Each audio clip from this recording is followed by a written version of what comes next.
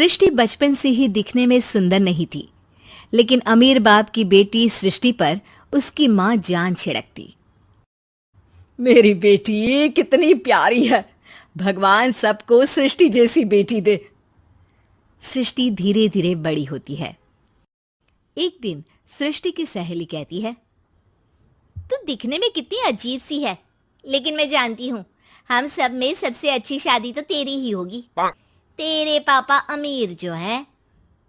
और बता नहीं सकते यार, दहेज तो हर कोई देता है, ये क्या ज्यादा ले जाएगी अपने पति के लिए? अरे बड़े शहर में कोठी है इसके पापा की। अरे पापा की है ना, कौन सी इसकी है? इसकी होती तब तो कोई भी लड़का इससे शादी कर लेता। अरे पापा की मतलब पापा की है तो मेरी ही है ना? किसने कहा? अब तेरी तो तब होगी ना जब तेरा भाई ना हो। वैसे भी शादी के बाद सारी प्रॉपर्टी भाई के नाम होती है। सृष्टि समझ जाती है कि उसे किसी भी हालत में माँ बाप की सारी प्रॉपर्टी को अपने नाम करना है, लेकिन कैसे? एक दिन सृष्टि का भाई शीनू कहता है, बहन क्या कर रही है? तुझसे एक बात करनी है। अरे हाँ हाँ करना, मैं तो तेरी बहन हूँ। बहन मेरी लाइफ में ना एक लड़की है, बहुत अच्छी है। मैं सोच रहा हूँ माँ और पापा से बात करूँ शादी के लिए। सृष्टि को समझ में आ जाता है कि भाई की शादी होते ही भाभी उसे एक दिन भी घर में बर्दाश्त नहीं करेगी। क्या बात है भाई, बताना कौन है वो? यार वो बहुत अच्छी लड़की है, पढ़ी लिखी है, मेरे साथ जॉब भी करती है। बस एक प्रॉब्लम है। प्रॉब्लम? क्या प्रॉब्लम है भाई? यार वो शादीशुदा है, लेकिन उसके पति ने उसे सिर्फ इसलिए छोड़ दिया क्योंकि उसके माँ बाप दहेज नहीं दे पाए। सृष्टि ये सुनकर न जाने क्यों खुश हो जाती है। अरे भाई तो क्या हुआ, लड़की तुझे तो पसंद है ना? शीनू को लगता है कि बहन उसे समझ रही है। वो इस बात से अनजान होता है कि उसकी बहन की मंशा पूरा घर हड़पने की है। सृष्टि अपनी माँ से कहती है, मम्मी मुझे तो बहुत चिंता है, पता है शीनू क्या कर रहा है? अरे क्या कर रहा है, वो तो काम पर जाता है और वापस घर आता है। नहीं ना माँ, वो यही तो नहीं कर रहा, बाकी सब कर रहा है। आपको पता है उससे प्यार है, और वो भी एक शादीशुदा लड़की से। ये क्या हो गया, मैं सोसाइटी में क्या मुंह दिखाऊंगी? अरे तेरे पापा तो यही कहेंगे कि मैंने ही उसे बिगाड़ दिया है। माँ देखो, मेरी बात मानो, पापा पर भी विश्वास करने की जरूरत नहीं है। अब आप ही बताओ, पापा इतनी देर घर के बाहर रहते हैं क्यों, बोलो? अरे बेटा वो तो नौकरी करते हैं ना। तू बहुत भोली है माँ, पापा का ऑफिस तो 7 बजे खत्म हो जाता है, लेकिन देखो कितनी देर से आते हैं। अरे नहीं नहीं बेटा, ऐसी कोई बात नहीं है। सृष्टि माँ को एक औरत से बात करते पिता की फोटो दिखाती है। देखो माँ कैसे हैं पापा, मैं ना कहती थी कि पापा सही नहीं है। मैं तेरे पापा से बात करूंगी, दे फोटो मुझे। ओ माँ, वो तो डिलीट हो गई। लेकिन चल, तूने तो देख लिया ना, पापा से बाद में बात कर लेना, और हाँ मेरा नाम बिल्कुल मत लेना। हाँ माँ। अब क्या था, सृष्टि के माँ और पिता के बीच झगड़ा होना शुरू हो जाता है। सृष्टि के मन में क्या चल रहा था कोई नहीं जानता था। एक दिन, माँ सृष्टि के लिए एक लड़का देखा है, वो लोग शाम को उसे देखने आने वाले हैं।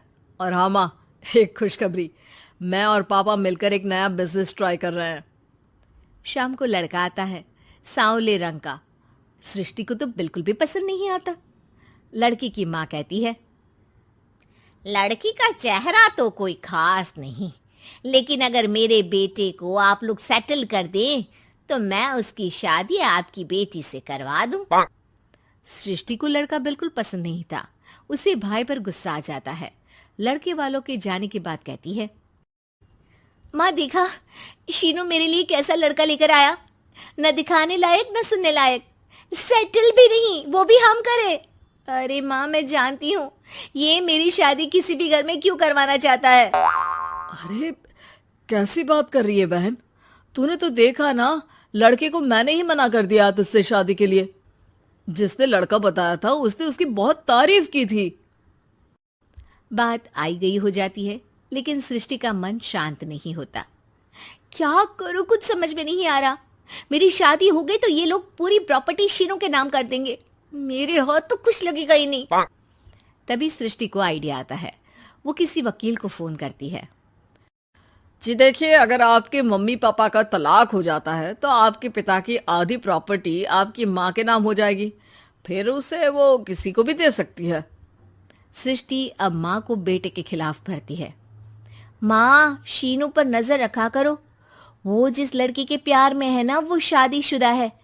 यहाँ आएगी, सारा पैसा रुपया जमीन जायदाद सब हड़प लेगी। पापा का भी हाल तुमसे छुपा नहीं है। ऐसा ना हो कि मैं और आप एक दिन सड़क पर भीख मांगे।